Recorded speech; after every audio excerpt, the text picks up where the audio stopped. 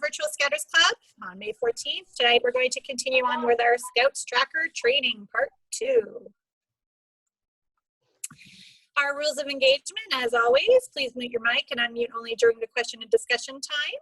Turn off your video while we're presenting so that we have less lag.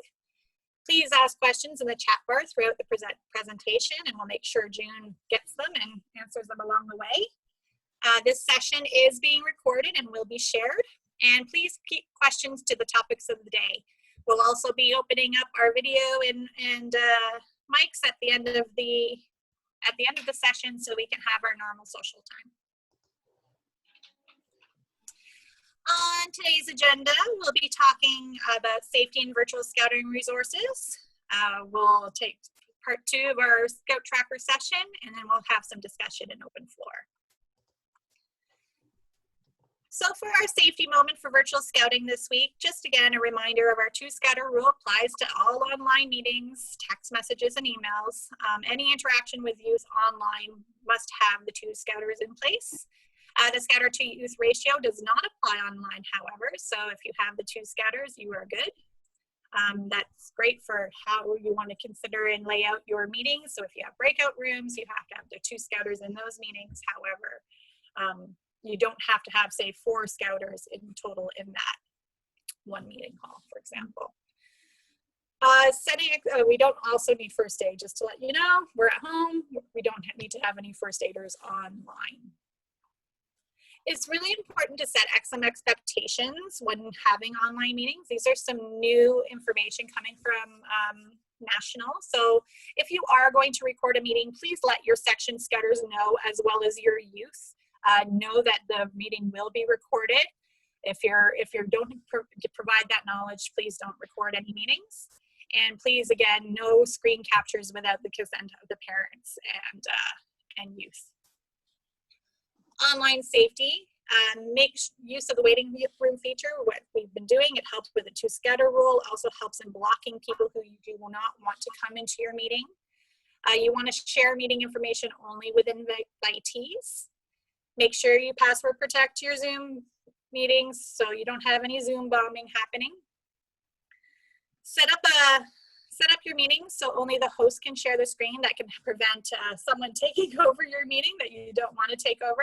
I know it's happened in some of our business meetings where somebody accidentally takes over the screen, not intentional, and it's a harder time to get it back. Turn off some private chats to ensure adequate supervision is coming along, and always set up a test meeting if you're just doing this for the first time, so allow the scouters in advance to get comfortable with the technology. Kate? I actually can't see. It doesn't, I can't see anything but the first slide. And I'm also going to hop over and send the link to Randy. He's trying to get in. So do you want to just do it? Okay. I'm not sure why. Can anybody else see the slides? I just see as if everybody else see my screen? It just doesn't look like it's in presentation mode. Like it doesn't look like it's. Oh. It's showing on my screen. Okay, 1 second here. Let me see if I'm going to stop sharing for a second. You probably said share your browser and not your desktop, so it's only showing whatever you were on. I'm going to share. How about now? No. Is it showing now? Yes. Okay, perfect. Yes. Someone needed to tell me because I see it on my screen. So those are all the policies and safety moments. I apologize, guys. There are some new virtual scouting resources being developed by the program team at National. If those of you, I know some of you have attended those online virtual sessions, and these are some of the materials that are coming from those. You can find these at the link found below. We'll also post this in the note that we send out as a reminder for tonight so that all of you have content to the resources. They're basically quick tips for section meetings. So some of the items that we have discussed over these meetings, as well as some program ideas as well. So how, like templates for programs, as well as some actual program plans. So there's some items coming down from National, from the programming team to help with virtual scouting. June, I am going to ask Kate to pass the screen to you.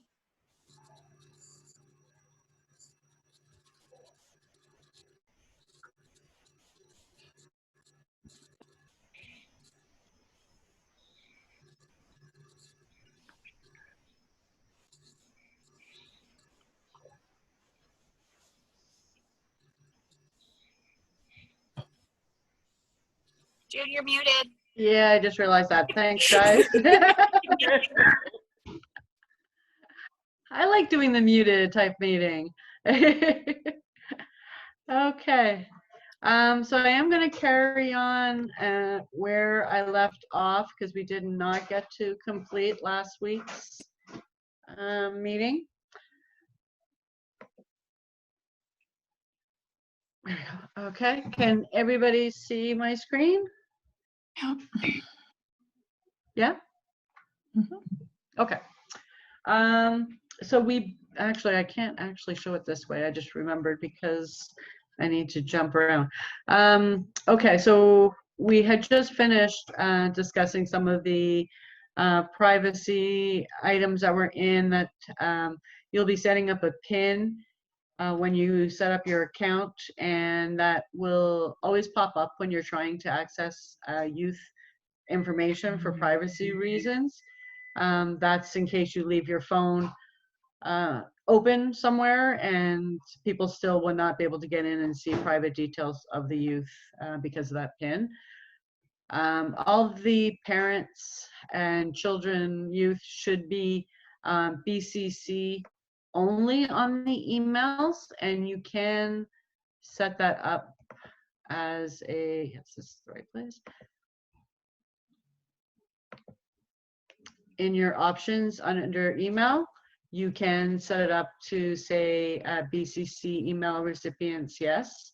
By default, for some reason, it does seem to come in as no. I'm not sure why. That would be one of the things I would say right away, go in and flip. You don't want to be sending out everybody's email address to every other parent that's out there. Parent youth designation. So when you are setting up your youth, just get in here.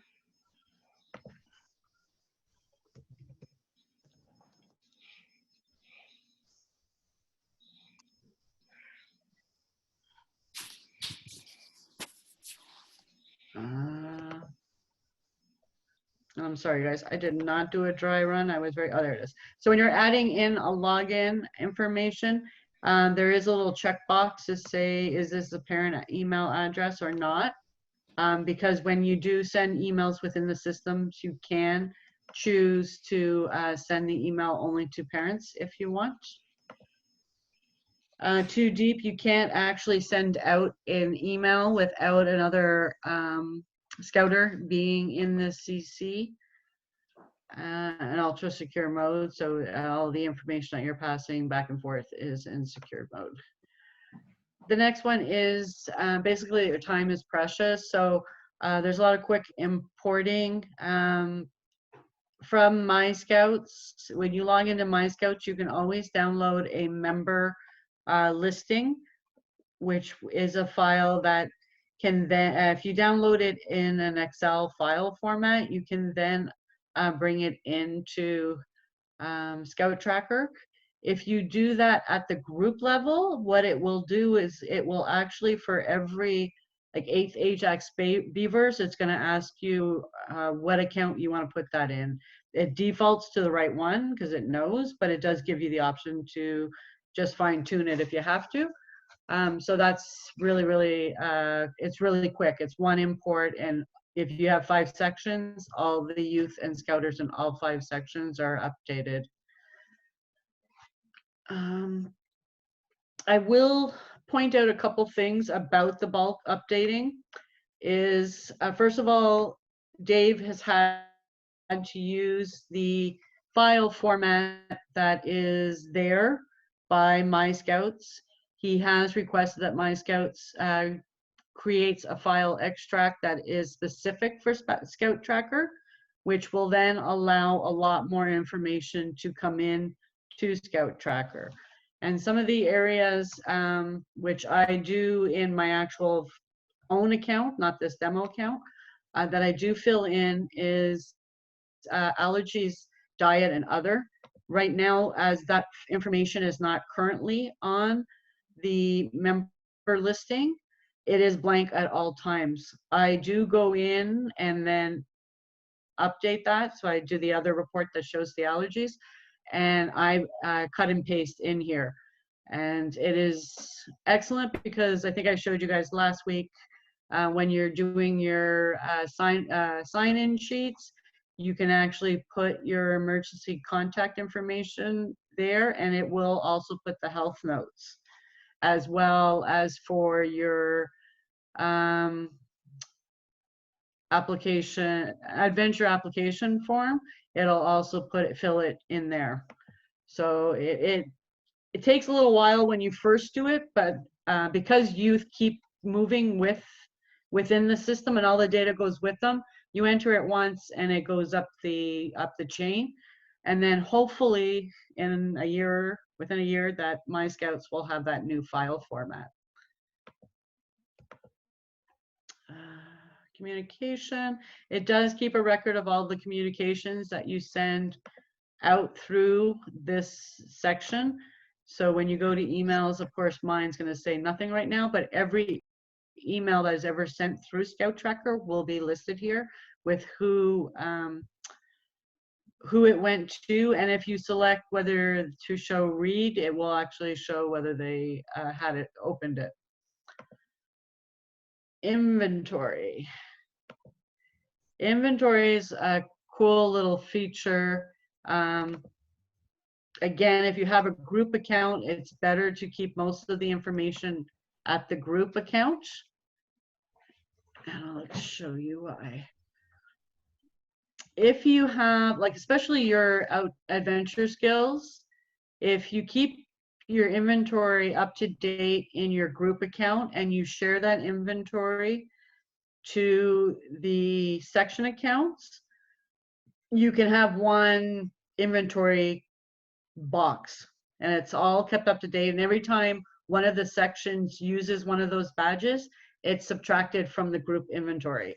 So when you run the reports to see for your shopping list, it will have subtracted all the ones that were used and you'd be able to go out and buy new inventory. If you don't do that, don't keep a centralized inventory, then you can enter it individually. And it is pretty easy. Basically, you just put in how many you have currently, what is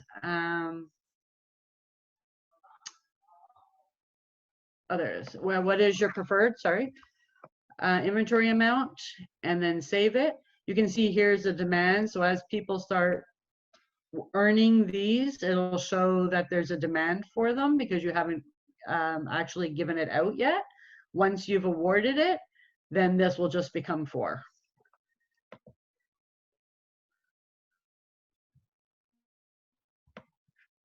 And it basically has pretty much everything you would want. I have a beaver account, so it's showing all the beaver ones, but it shows every single badge, your woggles, your tails, just about everything. So you can keep your whole inventory up in one area. And then when you go to reports, shopping list, it will tell you how many you need of everything. So you can see here, I had changed this. I had 5, one's going out, and I said I need 10, so it's saying I need 6. The other ones were all set to 5. So it gives you a shopping list that you can print off, go to the Scout shop, and just go and pick up all your items that you need for that year. Seasonal assessments and personal journey cards are very easy to do in Scouts, my ScoutsTracker.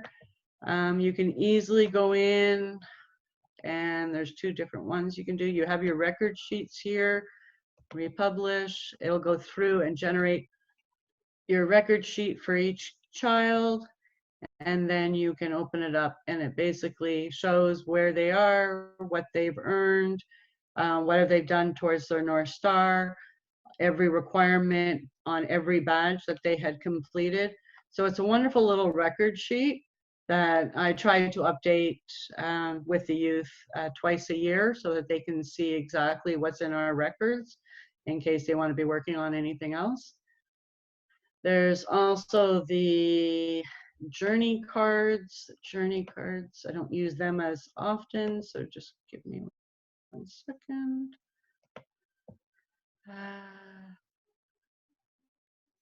Oh no, it's another.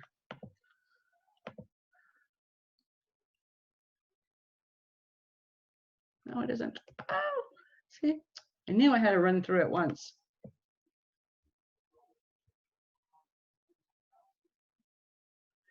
I think I showed you guys the pond map, which is quite cool. I like to give that out at the beginning of the year. It shows where they are. Oh, there, journey cards. I was in the right place. June, while you're just navigating, I'll read to you. There's a bit going on in the chat here. So back to the emails. Can you forward to resend an email that was already sent, or just cut and paste? And how to go to the BCC mode.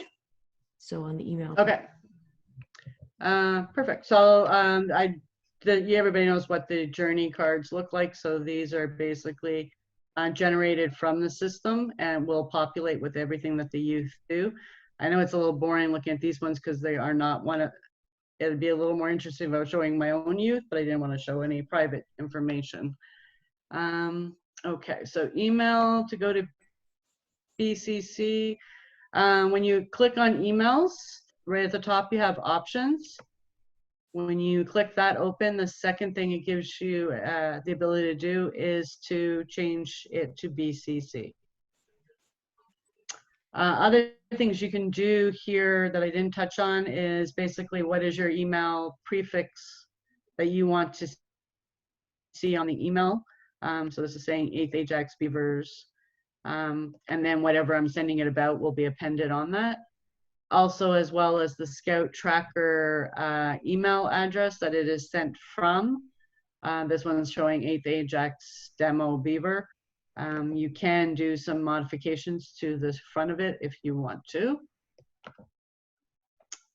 Email templates, you can load up a header, which can show at the top of your email if you want to put your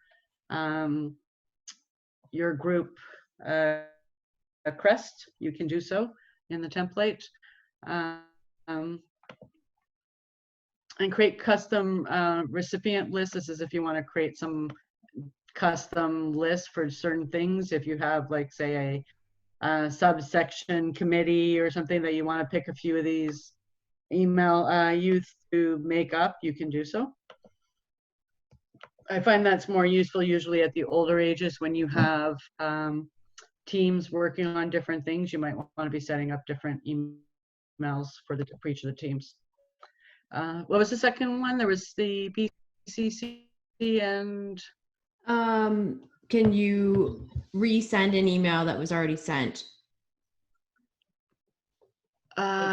Forwarded, or how to find it, or do you just have to kind of start? Yeah, I have usually cut and paste from an email. There is no, and it's hard to show because I'm on an account that doesn't really have much to show. Sorry, I'm just going to jump in with you. The question was just that if I've sent some email to someone, to the group, and one or two haven't got it, or a parent is asking, and I just want to resend, do I need to cut and paste into whole different things, or do I have some kind of forward feature in ScoutsTracker? Okay, I'm just logging into something that actually has some emails, just for me to get a... Sure. Because it's something you do off the fly, so it's kind of hard to know what exactly I do when I do it. Yep. Get an email. The other one, just to mention while you're waiting for that to come up, was Bevan in our group was saying that when I send things out on a BCC and then I CC him as the group commissioner, he doesn't know who I've sent this to. Is there a way for them to know that and still keep the same kind of privacy privacy No. in The place. only way you can tell is if he logs into ScoutsTracker himself.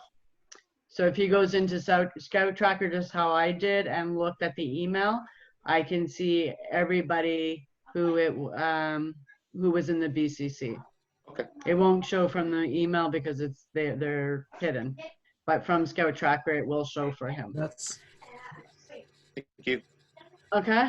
So when have an email open and you hit reply,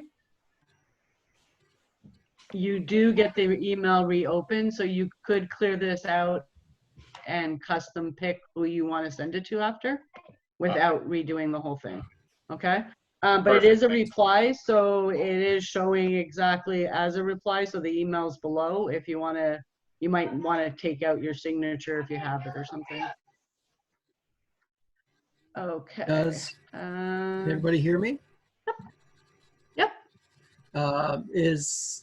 That's the whole point of the BCC, is that nobody sees the actual email, but the scouter can go on and look at that email. If he has access to the emails and the account, he can still look at the BCCs.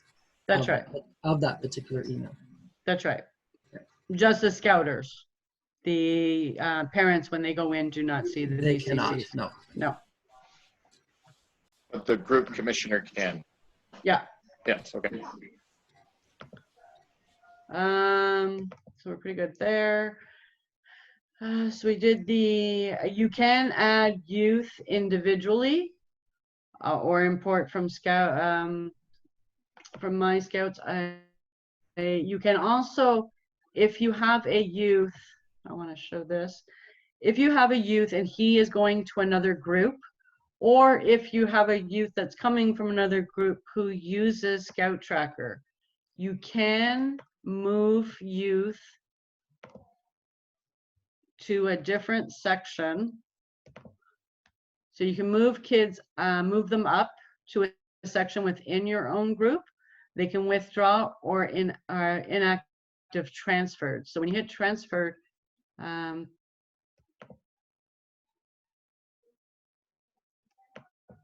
sure what I did there.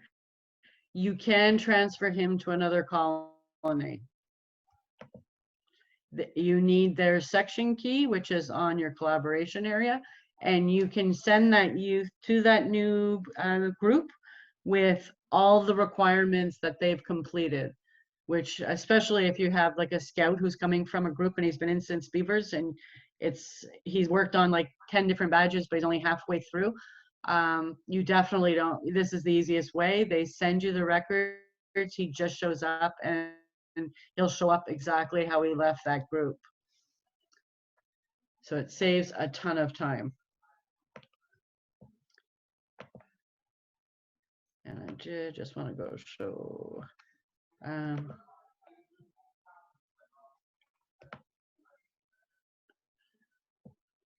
Where is it now? Customize badge.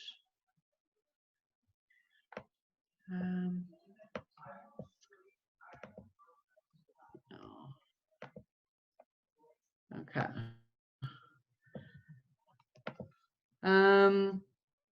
Initializing use badge records. So if you're wanting to, you have a youth that comes in, or you're just starting off with your own youth and you want to be able to go in and basically start putting in everything they already earned, that's quite easy. You go to other requirements, and in here you can just start ticking off what that youth has done.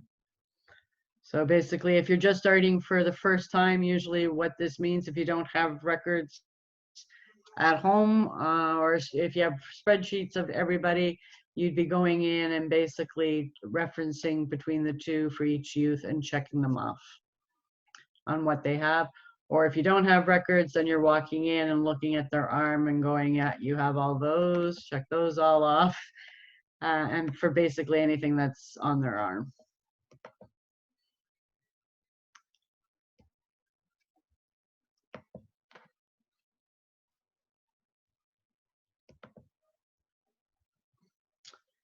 when you first bring everybody into the system, or when you start a new year, I will not be doing this because I did bring in temporary information, but it is connected to their real email addresses.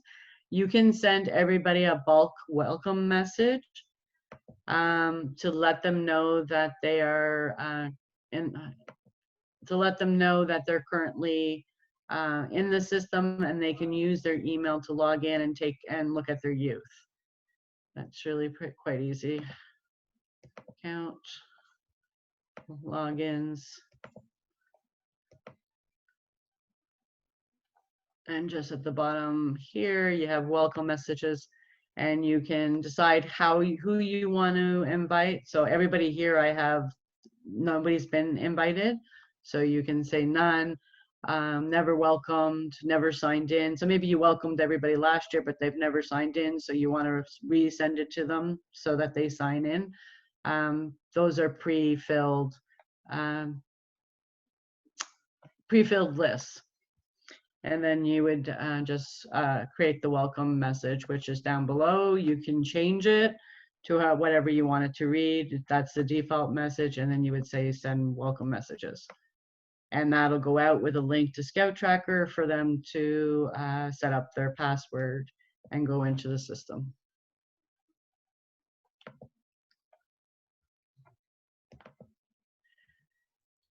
Moving up and linking, the same place where I showed you, you can move a youth, you can move them up to the next section at any time. So Barney Rebel, we're going to move him up. Copy records. Sure, yes. And basically you would just pick, this is a Beaver account, so you're just moving them up to 8th Ajax. You would say 8th Ajax, and you can change the status right away to say inactive, moved up. Or if he's linking, you can say yes, leave the status as active for now. So he'll actually be in both accounts. And then when he is ready to move up, you can do this again and just move him straight up.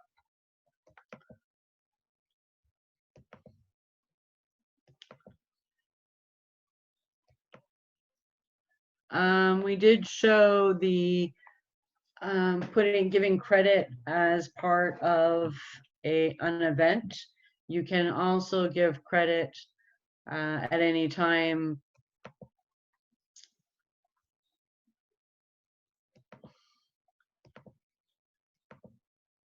at any one of these. So say you just went camping, you didn't enter them all into your ScoutsTracker as requirements on your camping trip, or you imported it in from some other event and it didn't have the requirements in there. You can go right here, say in bulk, and basically you can just go through and do it for all your youth all at one time for that, and then give credit. And just, did everybody see how I got there? I just realized I did that pretty fast. Over here you have your current Beaver. Right now I'm on Barney Rubble. I just clicked the outdoor adventures skills and just went into camping and then went in bulk. You can also do it from up here from your home. If you're on home, your outdoor adventure skills, camping, one in bulk. If you're doing it from the home, it does give you a little bit more flexibility, because you can also do it for personal achievements. If there was some type of one of your patrols wanted to work on a personal achievement badge together, you could do it from here too.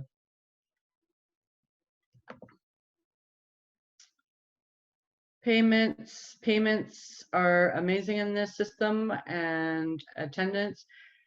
I'm going to tie in payments just because I think the next one's in communication. So I'm going to kind of tie these two together for you guys. My first meeting with my parents on the first night, I always tell them what to expect, and basically I use RSVPs through ScoutsTracker for pretty much everything I do.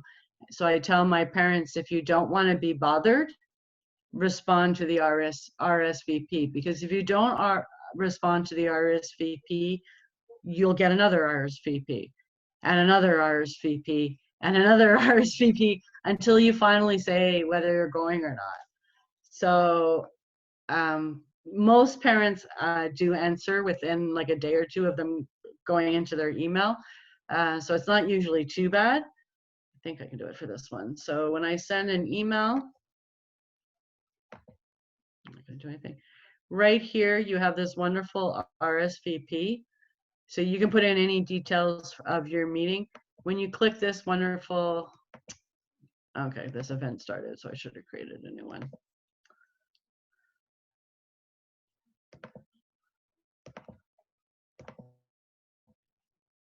Oh, for those of you, actually, there's probably something I should show. You can duplicate a meeting at any time. So I'm going to duplicate the one I had for the Wednesday just passed and say it's happening next Wednesday. And that's basically it. So it comes back here. It's all filled in for the next one. Did I just freeze? Oh, there we go. Okay. With all the same details that the first one had. So I'm going to send an email. You have some ability things here. You can link to the event. If you're sending an RSVP, you really don't need to select this one because a link will be already in the RSVP to the event. You can put the event's entire description and link to the event's event-related requirements. Those will just pre-populate in the email. The RSVP, basically what that is it puts a nice little yes/no button into the email account, into the email. And if you're getting this to your email, you don't have to go into ScoutsTracker to say yes or no. All you do is click yes or no. And so you get a lot more people responding because they don't literally have to go all the way into ScoutsTracker. The other thing that's here, I think I have a fee when I add recipient. So I can say add everyone. And that's for the first time I send it. That's what I do. I say add everyone. For the second one I send out, if I'm just looking for RSVPs, I can add all non-RSVPs. So what this will do is it'll automatically just pick everybody who has not already responded. So it's very easy. Like I said, if I'm sending it out 3 weeks before the event, and then 2 weeks, I just send it to those that haven't responded. The week before, I send it to those that haven't responded. And then, 2 days, 3 days before, I might send it one last time. So it's very, very easy. You just click that. It just automatically populates all the emails to everybody. And you can always, there's also a quick pick. So if you were to go out and you had a whole bunch of people signed up, but half of them hadn't paid, you can go through here and say, basically, give me everybody who hasn't paid yet, just by clicking here, and say back to email, and it will add everybody back in who hasn't paid yet. So that's also very handy if you're trying to keep all your accounts up to date. You can easily do it that way.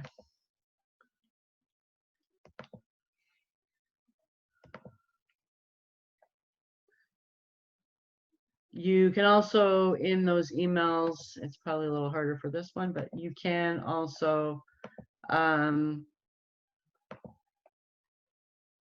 you do the quick pick, right now I have it by lodge, you can do it by year. So if you only wanted to send it to 3rd years, which right now I'm showing unknown for some in this new input, you could just select this, unselect the other ones, and it would only go out to those youth. So handy if you just want to be sending one email to one patrol, you could use it for that as well.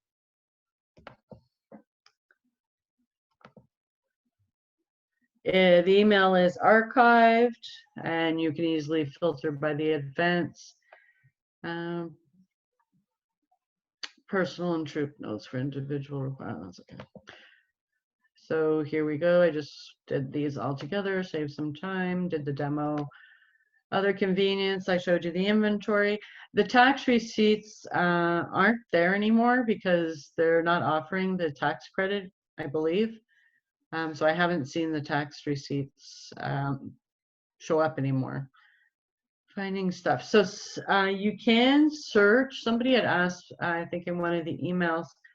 So if I wanted to edit this one, and where is, did I bypass? Yes, I did. I go here.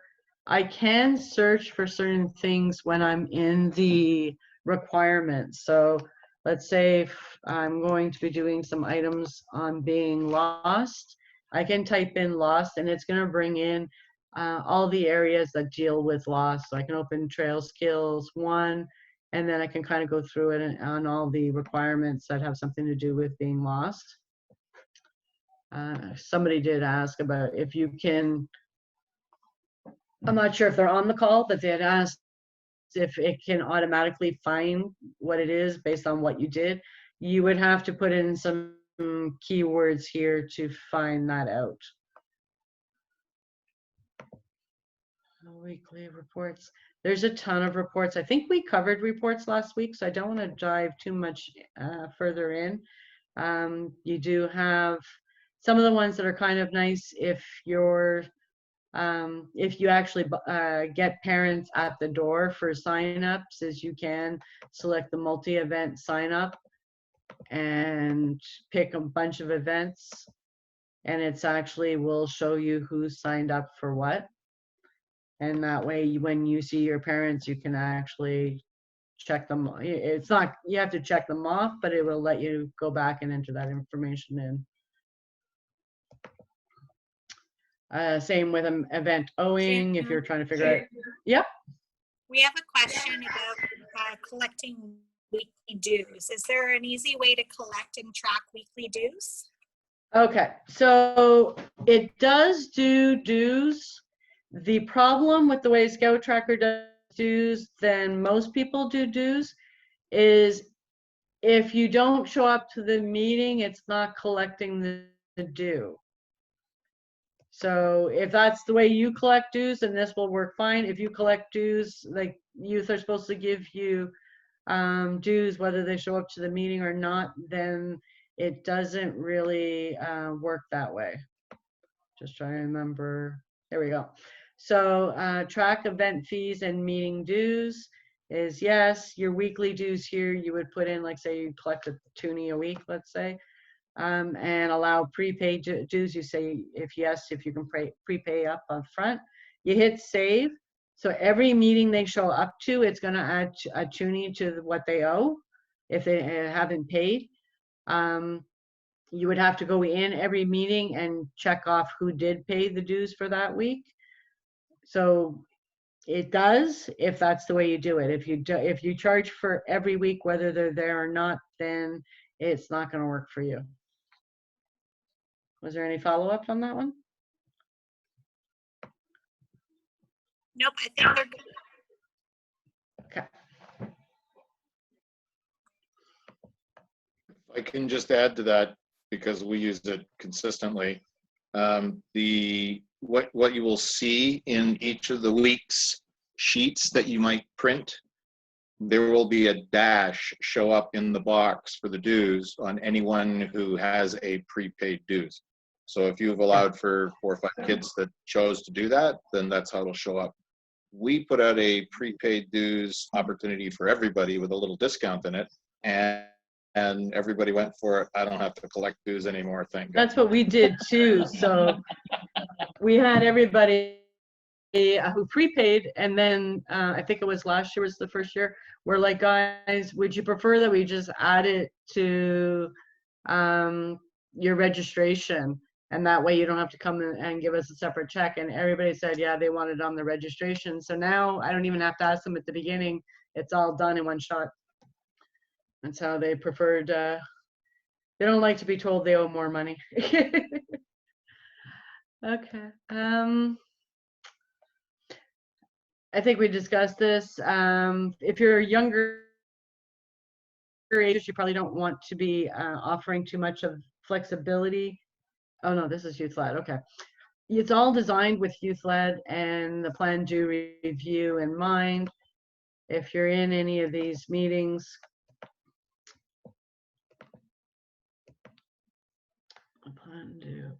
you can see at the end, unfortunately, my browser is kind of behaving funny. So you do have a review at the end where you can go in and you can actually edit the review. So every single event in ScoutsTracker can actually be from the plan, the do, the giving credit for doing, and then the review of how things went. If you're using it to that flexibility. For attendance as well, I mean, it's great, and I think I mentioned it, but I'll just re-mention it. This all works off your phone, so anybody at a meeting can open up their smartphone.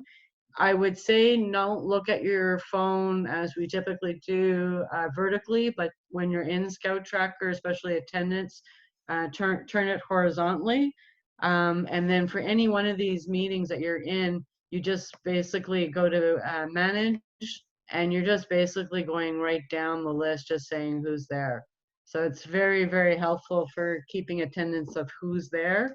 And there are reports that will let you, for attendance reports, that'll let you see if attendance is dropping off at all.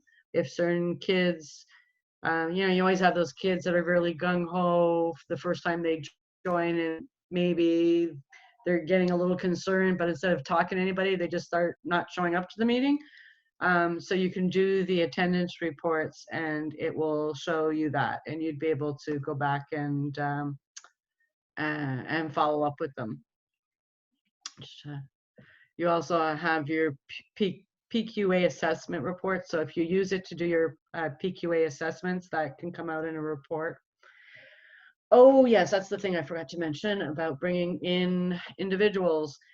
The scouters, when you bring them in, the huge thing that you guys would, because it's using the member listing, is to go back and enter any type of qualifications against them, because it will not come in automatically. And when you start getting into the advanced, using your adventure forms, you want to have the qualifications of the scouters there, because it's going to start flagging that you don't have enough first aiders or attending that event. So when you click that for each one, you have your standard wilderness first aid, advanced wilderness. So you can just quickly go through this and give them credit on the things that they have credit for in My Scouts. And that's definitely something, when you first bring in your data, please take the time to make sure you do that. It will save you some issues down the line.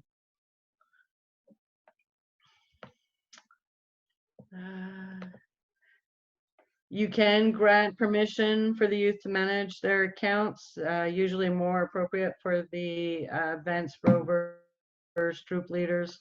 But it's definitely something you can do. If you got a kid that is acting up or doing anything they shouldn't be, you can revoke it.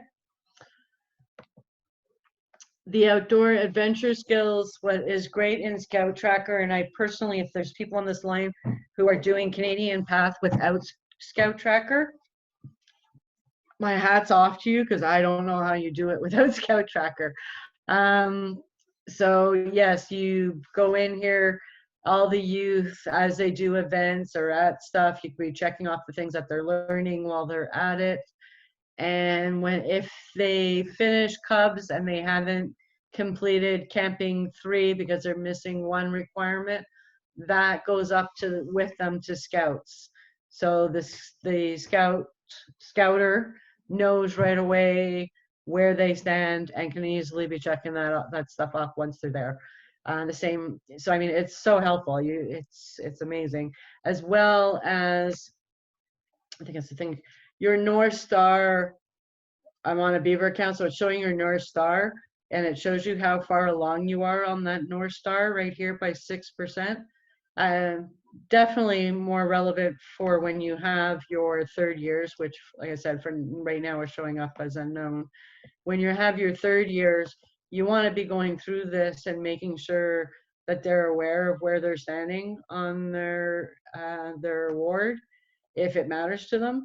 And you can easily just go in here and say, okay, yeah, we had our personal progression.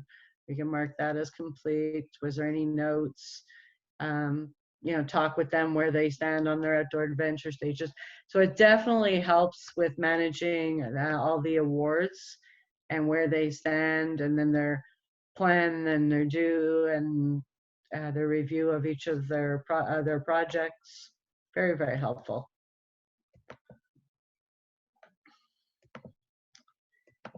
And June? Yeah. Just while you're in that area, Mm-hmm. I was wondering if we could just take a moment to check in about the PA badges, the personal achievement.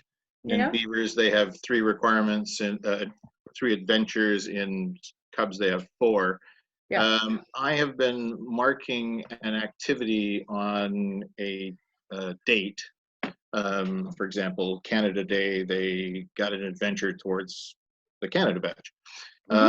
The trick about that, though, is that when I put it in there, I don't really have a choice about 1, 2, or 3 adventure there, because I don't know who's got what.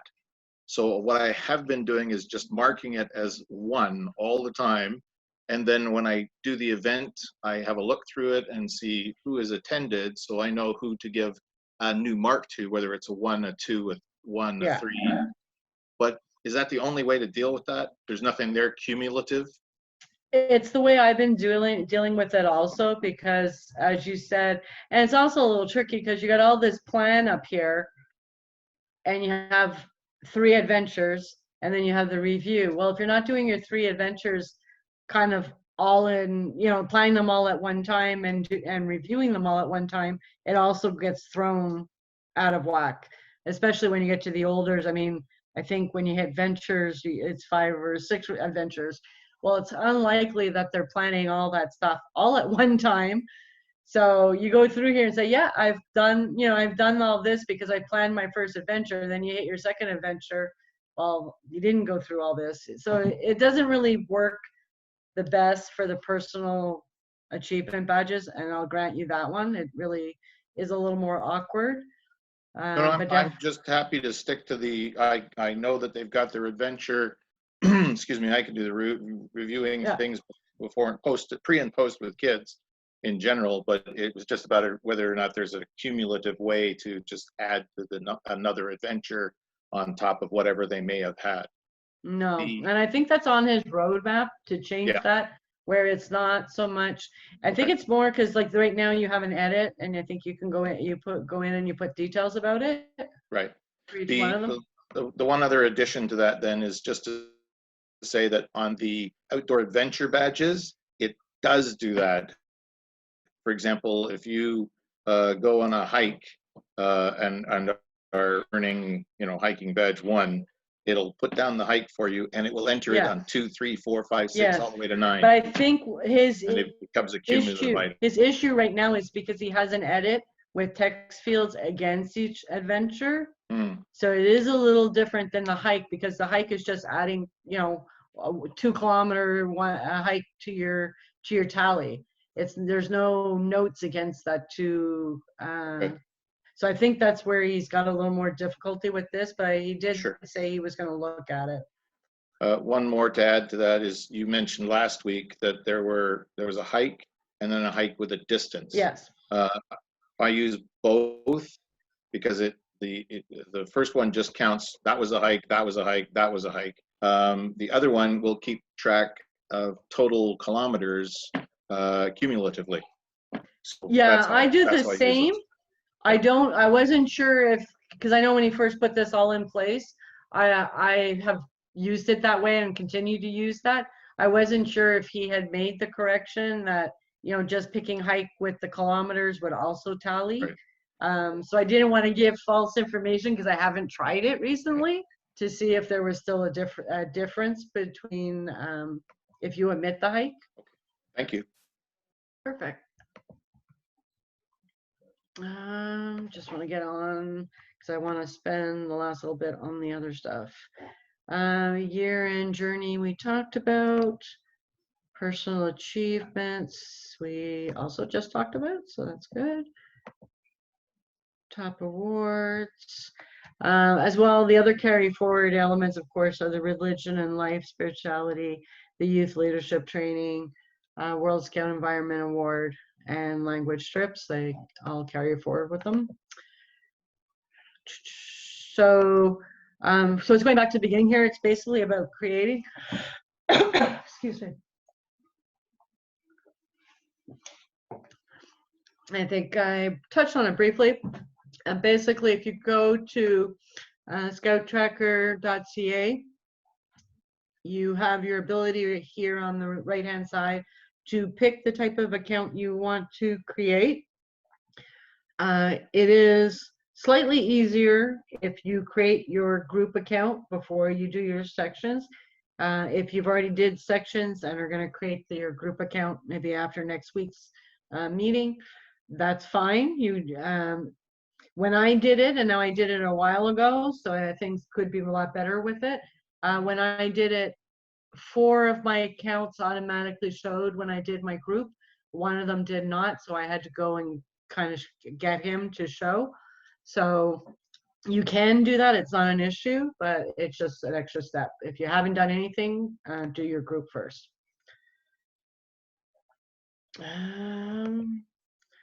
Import, that's it. Import your badges. We kind of dealt with all this. Create your events. Okay, so we did all that during the other stuff. The one extra, what was I just thinking? Again, profess. Shoot. I just thought of something I wanted to tell you guys, and now I forgot. You do also have on the right-hand side the ability, this area here is for files. You can hook up a third party, like a Google Drive, Dropbox, SkyDrive, or iCloud, where you could be storing some files.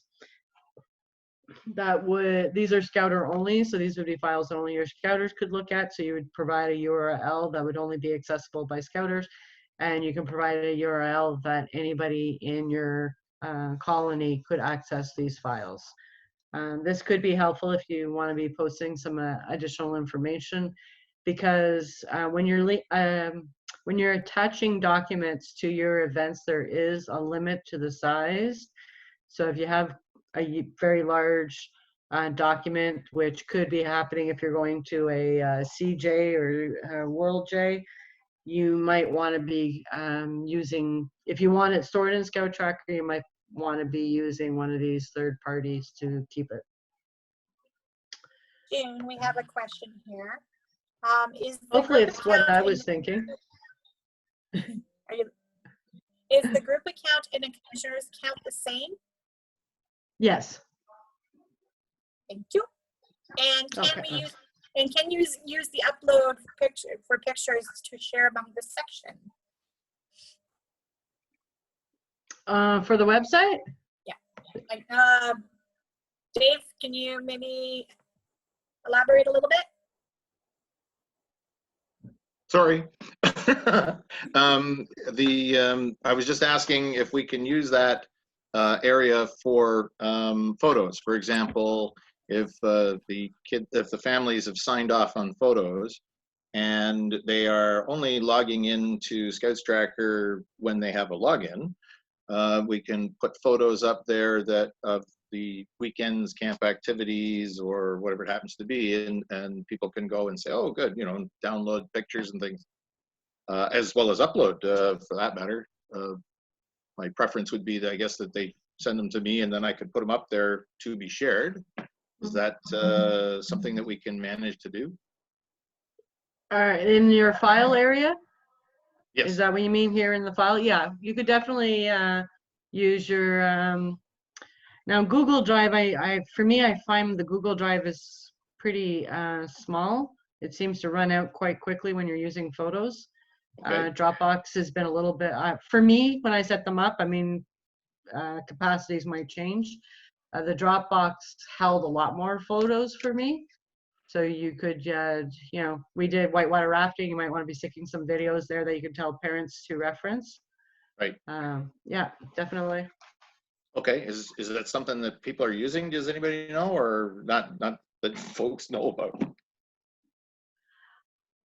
As I said, I did use it for, I mean, if you go to my Dropbox, I did use it for the whitewater rafting because they were quite large and I didn't want to be emailing them to parents. So I did use it for Right. that. Okay. There's and nothing that links like I to said, there's nothing that links to the website portion of ScoutsTracker, is there? No, the website, if you're looking at my website where, yes, Yeah. when I'm on my about, Yeah, I think you got room for a half dozen on yeah. the front page maybe or something, but that's it. Yeah, those are, you actually have to use that from your group account to Right. upload them for their being used. Why is it not working now? Sorry, I'm still on the same one as last week. I didn't refresh this. Why? Huh. My scarf's not there either.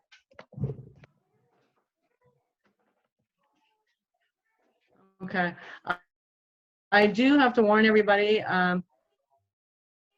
Dave is doing a lot of changes to the back end right now.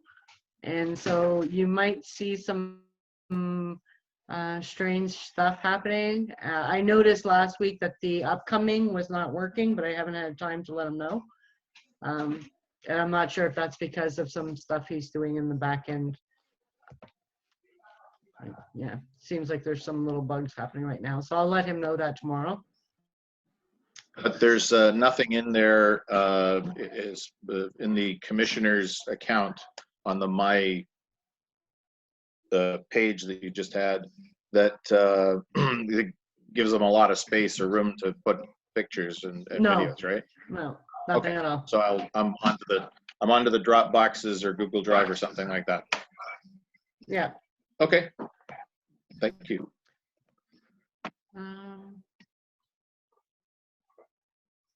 Okay, so that's pretty much it for the presentation one.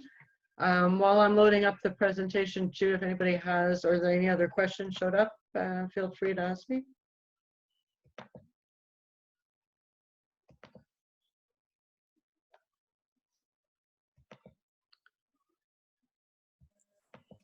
June, I do have one question that we're going to leave until the end, so you can maybe walk Ian through an issue that he's having. Okay.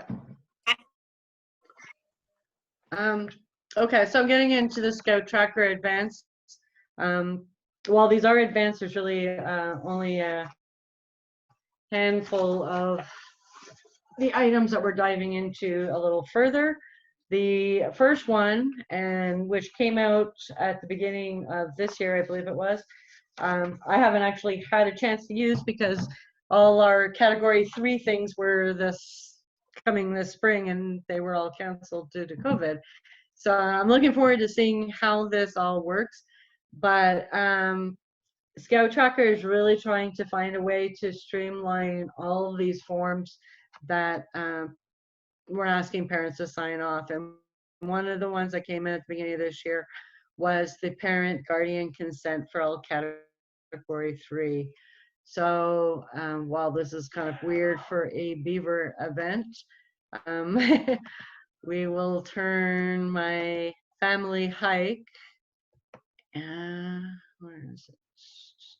Into a category 3 family hike. Woo! There we go.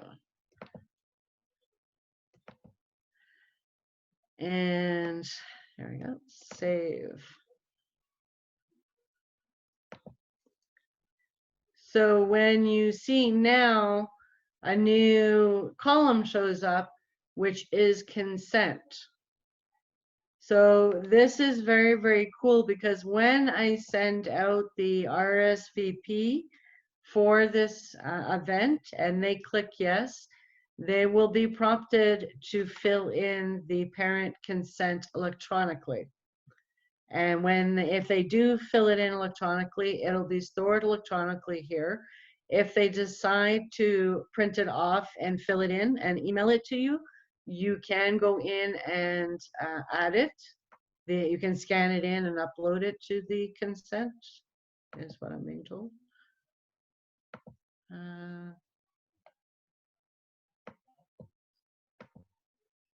Assignment. So this, as I said, this is brand new to me. I haven't had a chance to really use it yet. You can also see where I told you to make sure your requirements, your qualifications against your scouters, because you need a second standard first aid person. It is highlighting that. And it's also letting you know that you haven't submitted your adventure application form, which it also does online. So just double check. If I can just throw in there, you cannot send your adventure application form on the same day. So for example, yes, if you don't get that last minute kid tell you, yes, I'm coming or not, you can't send it in at 8 o'clock in the morning, even though your event's at 9 o'clock at night, because it's on a certain date and they cut it off. Yeah. So just a heads up for you. Yeah, well, I mean, that's great because we always know that we have those scouters who will wait to the day of to send it in to the group commissioner, and if the group commissioner isn't around to approve. So that's a good thing, I guess.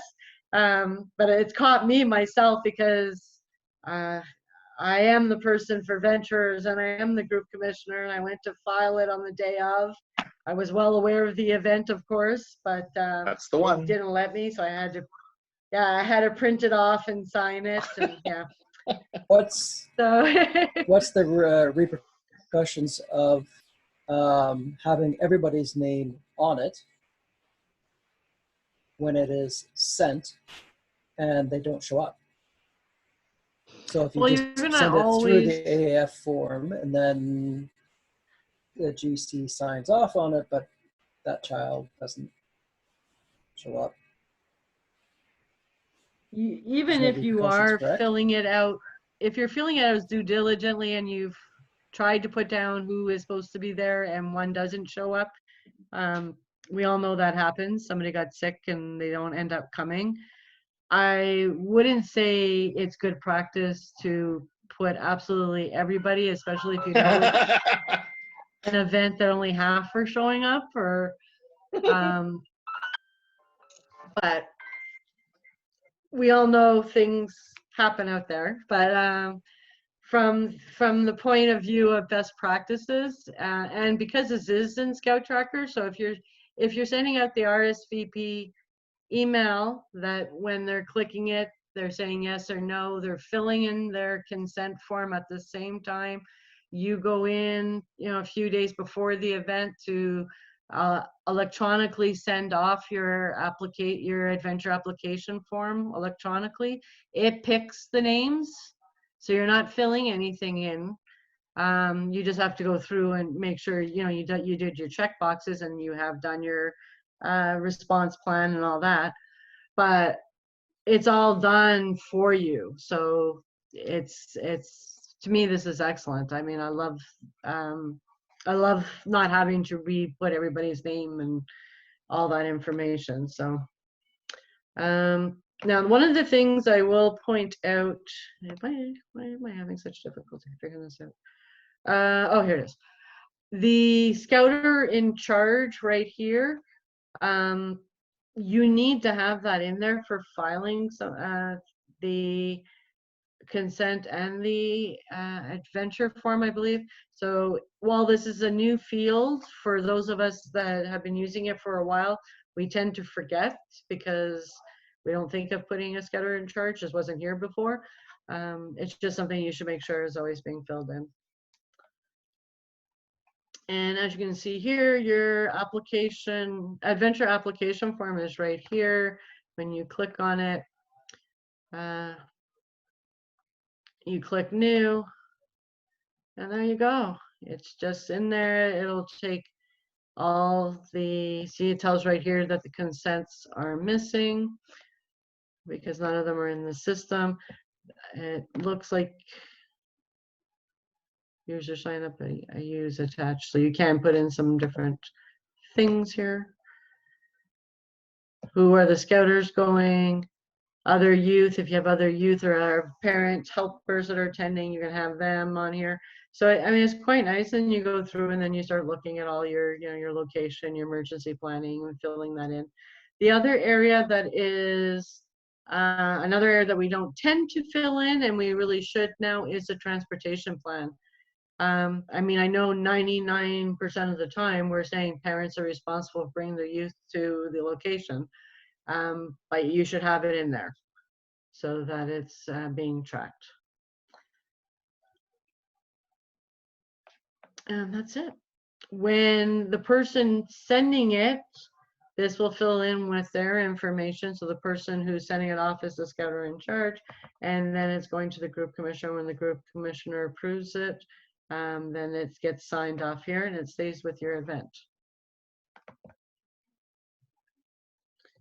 And that all happens electronically. So if one person is submitting it, the GC gets an email letting them know that there is a adventure form for them to approve with a link. They click on the link, it brings them right into the adventure form.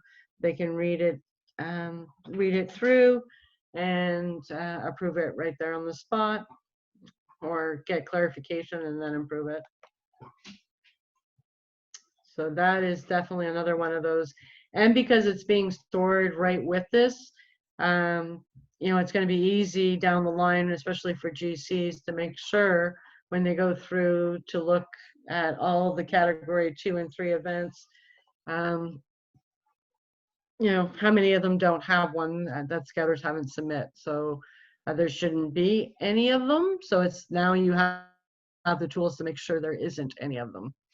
The submitter also gets a email back stating that the GC has approved yeah. it, so they know it's done and it's perfect. Yeah.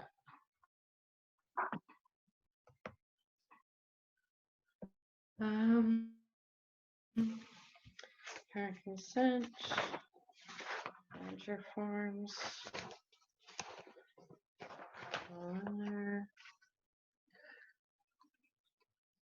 Okay, so another area that touches on, which is going to be a little hard to necessarily show, is the fact, especially for the small lower sections, quite often you have scouters who could also be venturers or rovers. So in order for those scouters who are also venturers and rovers, they have now this ability to put a home account. And in here is where you would put the use ScoutsTracker from their home account. So if I have, let's say, 2 ventures and a rover helping out with our beavers, I would contact the scouter for those sections. Luckily, it's myself, and get those IDs. And then when I bring them into ScoutsTracker, I can put those IDs here. And the reason why you want to do that is if those youth are attending camps, attending, going on hikes, doing first aids, all that type of stuff should be going towards their home account, because that helps them to get their higher level campings and trails and the like. So they should be getting credit for what they're participating in, even if it's at a lower section. So this too is not something that I found was used very much before, but it's definitely something that just takes a couple minutes to make sure that all your use accounts have that number in there, and then they're getting credit for the work they're doing.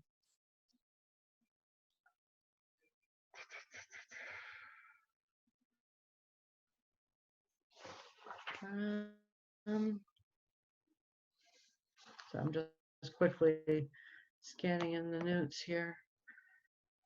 I'm just trying to do this one a little faster than I did the last one. I don't want to keep you guys longer than I have to. I will also give all the presentations so you guys can go through it. I'll use Oh, and here too, especially if they're doing stuff like teaching or showing leadership at the cabarets or whatever, the youth scouters should be getting credit for the leadership that they're taking on.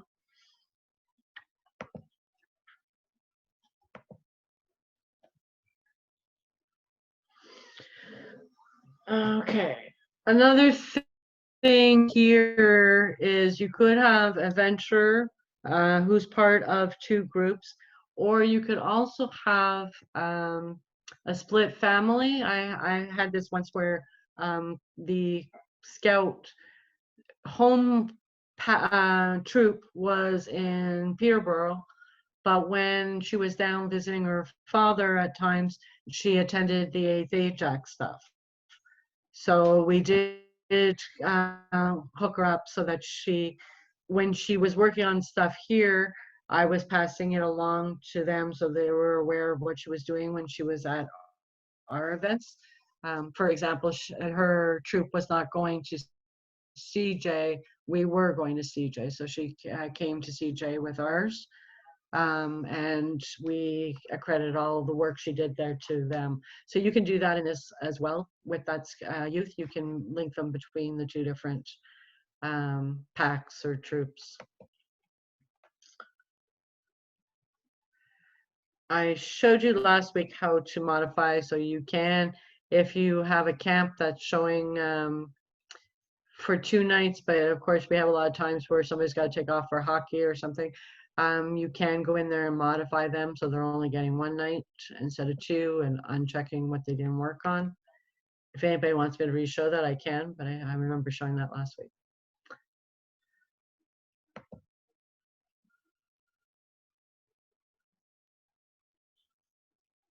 Yeah, so this is all the customized stuff. I think when I went through this one, I was surprised. The first one seemed to have so much more in it, and the second one really just had the 2.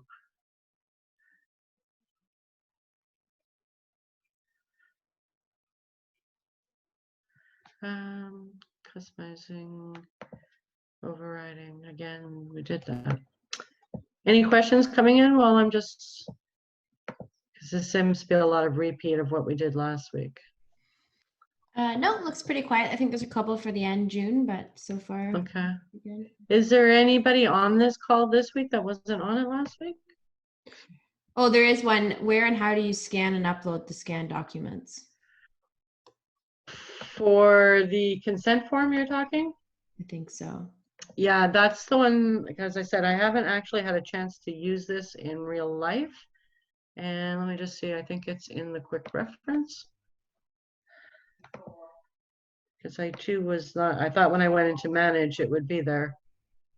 Parent consent. Okay.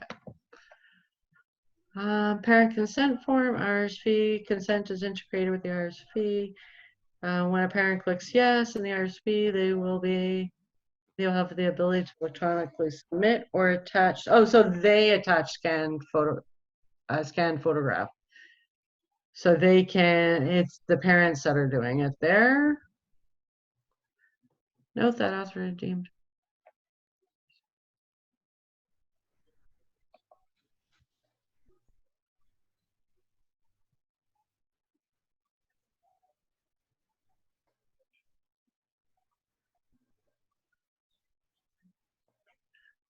Okay, so it seems like they've pushed this off on the parents. Yay! Oh, sorry. So yeah, it looks like they're kind of putting this as a parent.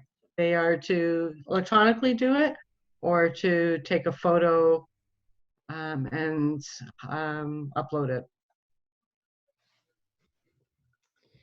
Okay, and then there's another one here. I have howlers listed in my Scout account that are linked to their home Cub account. If I mark that they have completed something, will it show in their home account?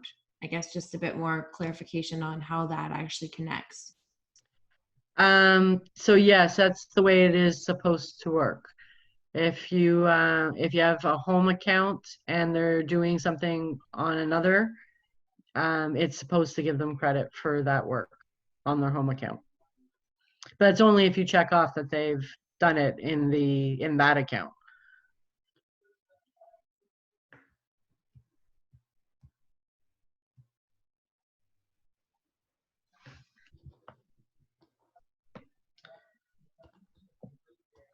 Any other questions, or does anybody else have any tips or tricks that they do that they'd like to share? Because we're usually our best resource. So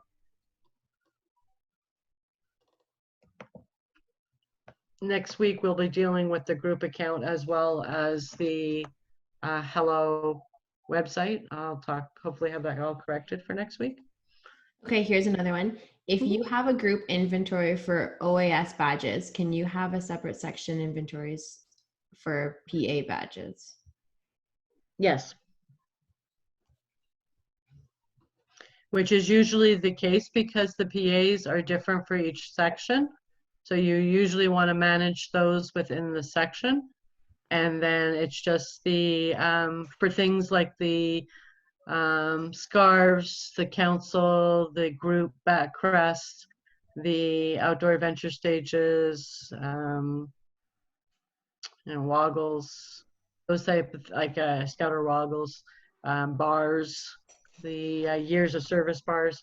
Those are the typical things that are used by all the sections. So typically it's better to keep those at the group and let the sections manage their section specific items.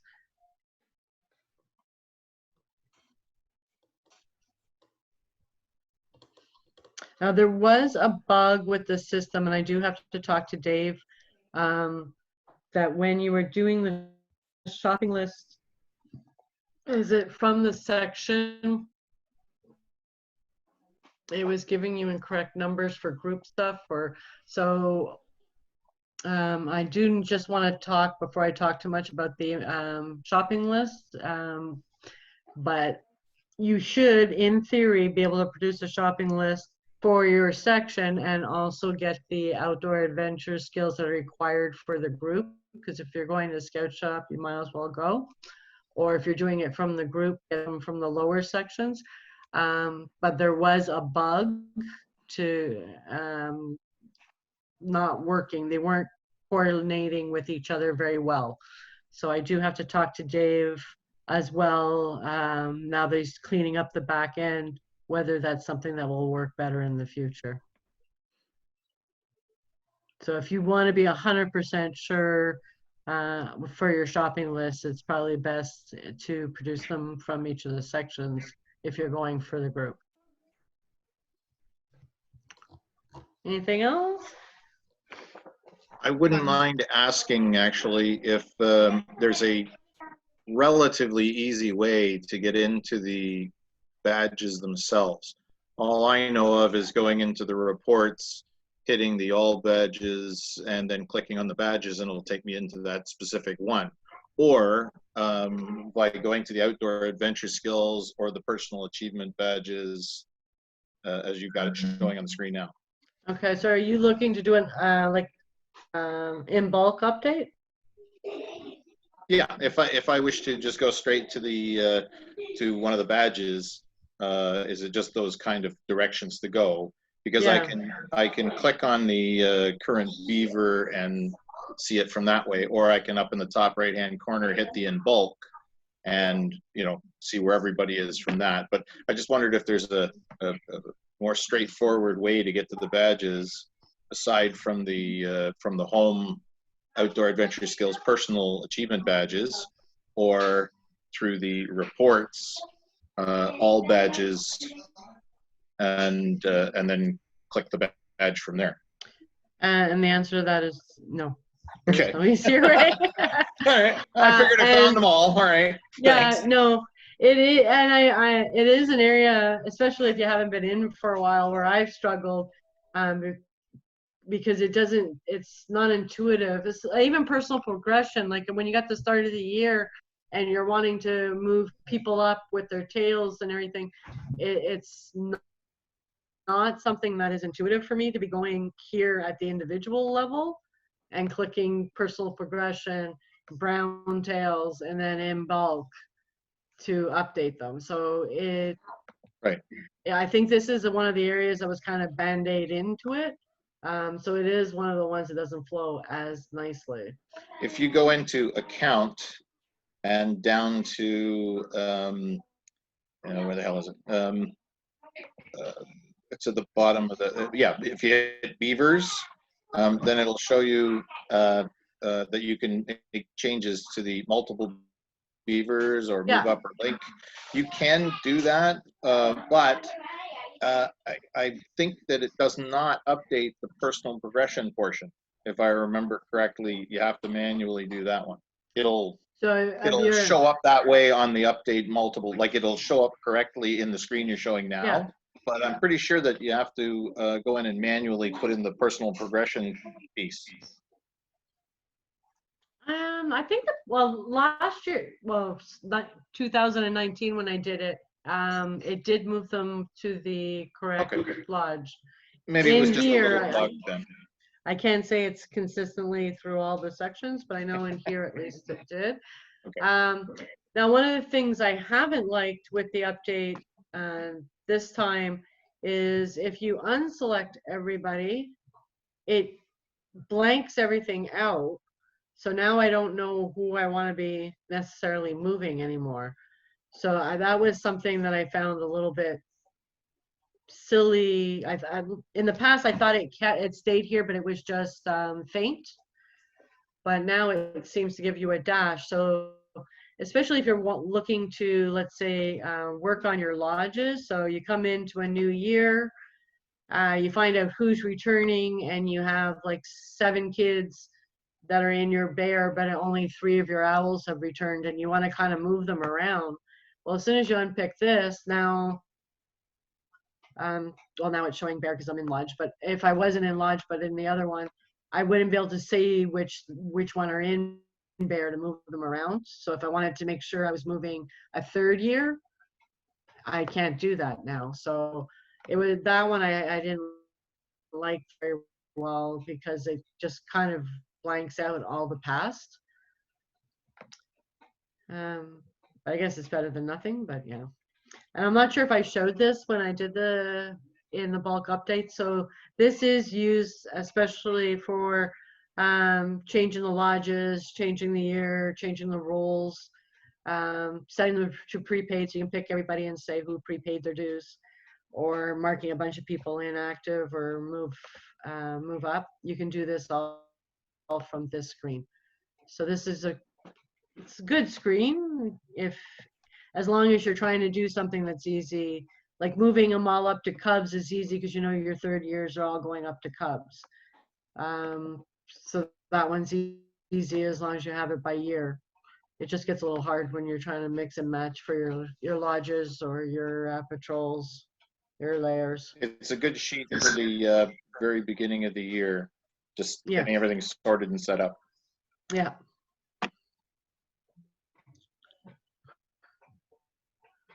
And as well, when you're on your home, one of the things that's quite helpful is if you're coming close, as we are now, to the end of the year, usually we are starting to do a whole bunch of linking stuff at this time or a little bit earlier than that. But it does tell you what you need to do to kind of close off your year. So you create your journey cards and hand them out. Move and link up your senior beavers to cubs. Inactivate beavers who are withdrawing. Update remaining progressions, and then 0 out your balances if you're not planning to be collecting anything else. If you have people that are moving back and forth, as I said, here's your section key. If you're doing this stuff at year end, which I did last year, oh my, this is excellent to help to remind you to do which things in which order. But if you're like me and you run a summer family camp or other activities that happen during the summer, don't do this until you have finished your input, like activities for kids and such. Yeah. Okay. Yeah.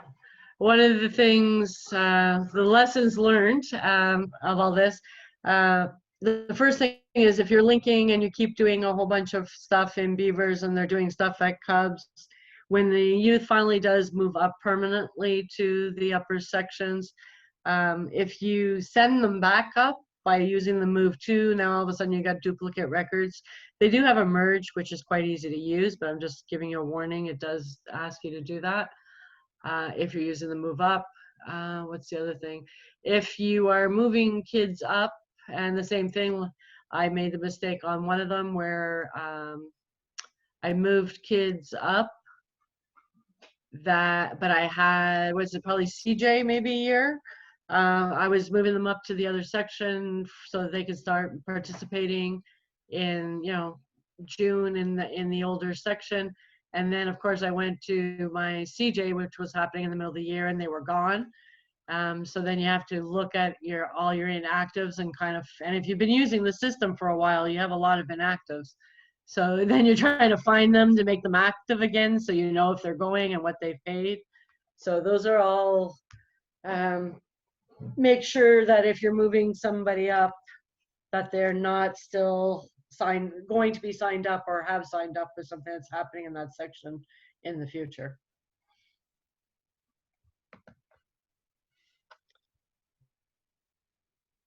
Anything else that somebody's run into that caused them grief, or? Ian, if you'd like to ask your question now, that would be a good time. Okay, great. Yeah, I was having a bit of, let's see if I get my picture up here. I've opened 2 accounts. We're brand new to ScoutsTracker here. And I opened a group account and a troop account. The group account, I was having trouble importing anything from my Scouts. So I opened the troop account, and I had no problems at all. So I was wondering why, as a group commissioner, I'm not importing. I'm not seeing anything when I import from my Scouts. Okay, so when you're in your My Scouts, you're pulling the membership report for all members within the group. Yeah, I tried doing it at different sections also. I tried each section, and I'm wondering if it's importing and I'm just not finding it or something. That's all. I can't. I'm on an iPad right now, so I'm not connected. Okay. But as soon as I opened a troop account, I had no issues at all. I could access no problem. So I'm just wondering if there's some sort of authorization or something I need as when you're in your group account and you go, I'm in my group account right now, and I go to my account and then sections. Are you seeing your troop listed there? It might be that your troop's not. no. Okay, that's probably I'm why you're having beavers. Okay, so that's probably why it doesn't seem like it's loading your troop, is because it doesn't see the relationship with your troop. So there's a couple ways of bringing them in. If I go to the quick report,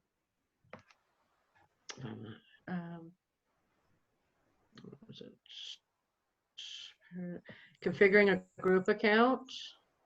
So if you go to ScoutsTracker.ca, the wiki site, it does have about configuring your group account, and it will talk about linking to section accounts. So if you have a group account, it'll go through the steps of how to get your sections connected with each other. Once they're connected, you'll probably see it start working. So probably when you brought that account in, it probably updated the Beavers account, but it didn't do anything to yours. Okay. Yeah, it's just it just didn't talk to each other. Okay, thanks. I'll look into that. Okay. If you have any other difficulties, send me a note. And June, one more question. thanks. Is it, and I think we covered this in our last session, if you can correct me if I'm wrong. For when you're creating your accounts, it's easier to create the group commissioner account and then import all of the users into that account and they'll populate the sections, correct? It's what I do, because it's one import and it automatically feeds my 5 sections. That way, not all my section leaders have to go, section scouters need to go into my scouts, generate the download, bring it in. I just figured it's easier if I just do it. And I do it probably once a week in September, just because we all know we keep getting new kids randomly. And then later on, it's only when I get the emails that I will regenerate and bring it back in. Thanks. Jan, does that answer your question? Yes, perfect. Now this, we're going to be talking about the group account next week. But that one of the things I think I mentioned, what I do, because I do it, I bring it in for everybody. Usually what I do for the scouters is I do populate in the other roles. I put registered for whatever season it is. So if I have, you know, at the beginning in September, you'll have, 4 or 5 kids from the previous year that still haven't re-registered. They show up anyways, and they are still coming to the meetings. So for myself, by putting that in there, it helps the scouters know that they have 4 or 5 kids that are not registered, and if they're still showing up, that they need to talk with the parents to get registered. And if there's some legit reasons why they're having difficulty registering right now, that they should be contacting me. Excellent. Any other questions for June? Yeah, June, if I've got a scouter in one section and I'm actually adding him to another section, is there a way that I can transfer his data without having to re-enter it from one section to the other section? Yeah. So you go to Scouters, I'm gonna go to Daffy Duck. And this little box is annoying. There we go. So I'm in Daffy Duck's account, and Daffy Duck, I want to bring him up to transfer him to another section. So I just go down to the bottom. There's a transfer to another section, and I just pick where he's going.